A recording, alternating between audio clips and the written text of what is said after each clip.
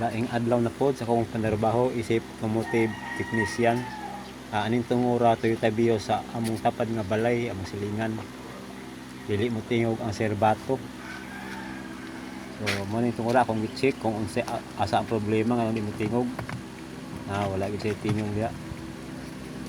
Then number 1, first procedure, check the fuses o ang relay.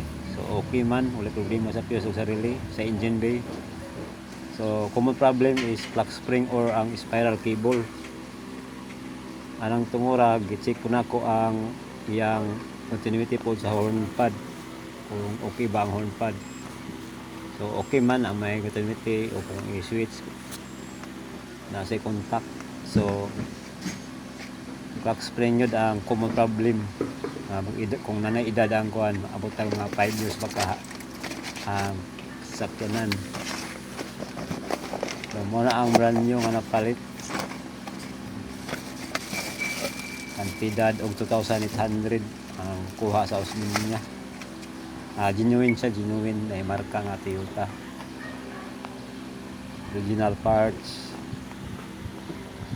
para di na balik-balik ang trabaho. Then muna ang previous nga adlaw, kung nangita pa ko og plug spring, nangita pa ko nanganbas pa. Mga tungura ang gitis ko nako ang kung okay ba ang brand new. Okay, andaan wala may continuity ang number 2 o number 3 nga pin. Sabot putol ang iyang wire nga pino kayo. Wala continuity na siya. Naka infinity ang tester. Infinite. Kung nanay continuity, zero na siya. Zero resistance. Muna ang pin number 2 o number 3 sa serbato.